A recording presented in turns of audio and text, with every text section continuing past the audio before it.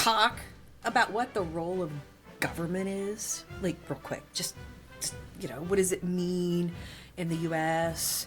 We kind of have to look to the United States Constitution to find that answer. And it's that, weird random document that people say is outdated. And they say they know what's in it, but they don't really know what's in it. And that's just kind of the way that it is. But, you first look at it. And the first thing that we see in the Constitution is the preamble, which states, we, the people, not the government, not the politician, not the minority, not the lower class. No, the people. United. All people legally residing inside of the United States. We, the people of the United States, in order to form a more perfect union, establish justice, ensure domestic tranquility, provide for the common defense, promote the general welfare, and secure the blessings of liberty to ourselves and our posterity, do ordain and establish this Constitution for the United States of America. And if you're Gen X like me, you probably sang it just like I did. Thanks, Schoolhouse Rock. We the people, in order to form a more perfect union, establish justice, ensure domestic tranquility, provide for the common defense, promote the general welfare and secure the blessings of liberty to ourselves and our posterity, do ordain and establish this Constitution for the United States of America. So to start with, the framers of the Constitution were familiar with basic forms of government, right? Under Great Britain, the 13 colonies had experienced a unitary form of government, and they enjoyed quite a bit of autonomy. But they were never allowed to forget that they were colonies. The issue with a unitary form of government started to become clear to the framers when Great Britain started to exert more control over the colonies after the French and Indian War.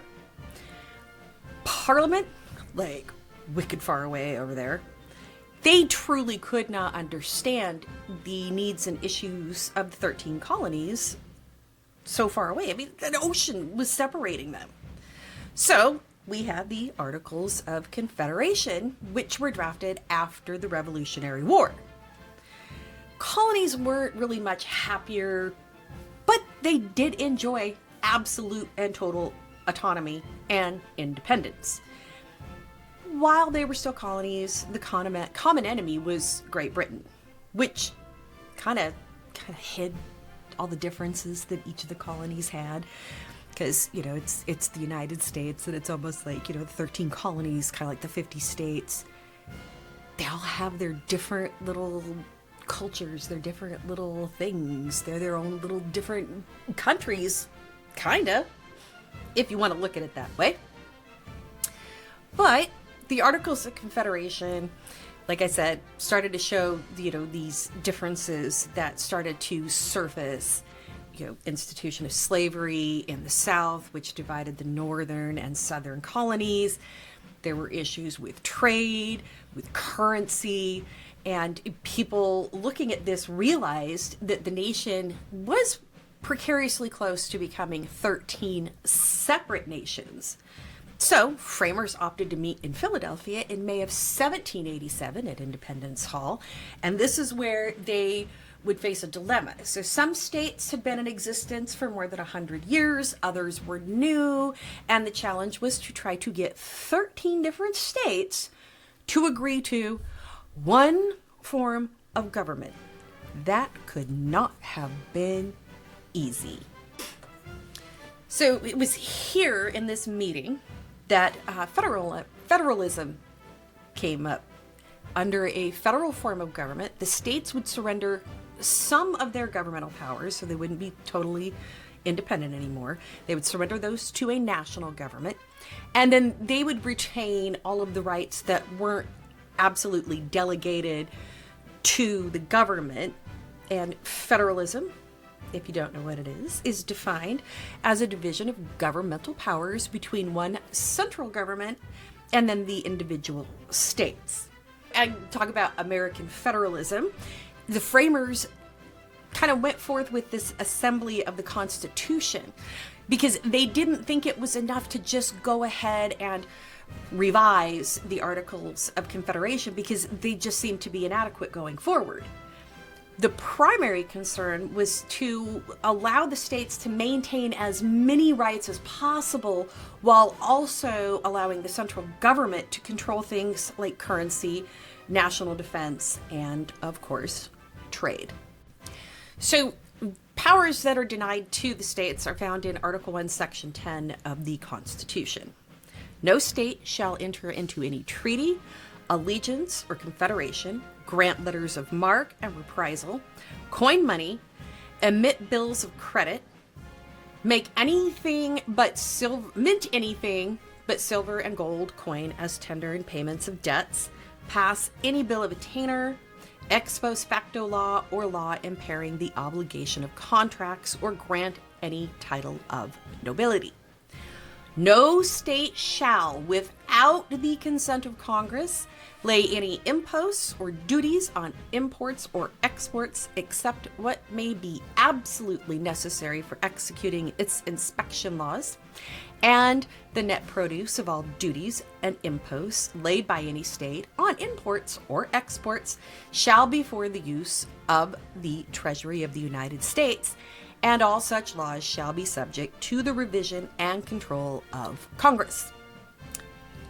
No state shall, without the consent of Congress, lay any duty of tonnage, keep troops or ships of war in time of peace, enter into any agreement or compact with another state, or with a foreign power, or engage in war, unless actually invaded or in such imminent danger as will not admit of delay.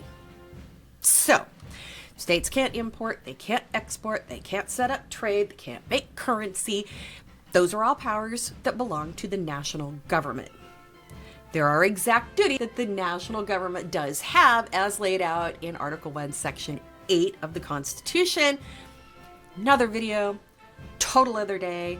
There are 18 actual enumerated powers, right? But there are also amendments intended to further limit the federal government from doing certain things like imposing on state rights, which again is another video for another day. So really, what is the government role in the United States?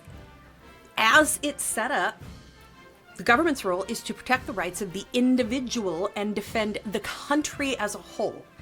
It is not their role to provide a paycheck, a home, or any other thing that somebody thinks that they are entitled to or that is their right. A government big enough to give you everything you want is gonna end up being a government big enough to take away everything you have. That's not really what we're shooting for here. And if you aren't sure what your rights are, because it's not necessarily taught in schools anymore. I mean, show of hands who took civics, but if you don't know what your rights are, how do you know if they're being taken away? I don't know. It's just kind of a question I got. Let me know what your thoughts are down in the comments, and let's keep the conversation going, and hey, while you're down there, why not like the video? Why not give me a subscription? Maybe you watch a lot, because I know that there's a large portion of you watch, but you don't subscribe. I don't know why, but I would appreciate it if you did. If you like this content, let me know down in the comments, and if you got to this point of the video, how about we leave I don't know, just give me a wave. That'd be cool. And until next time, I will see you in my next video. Bye.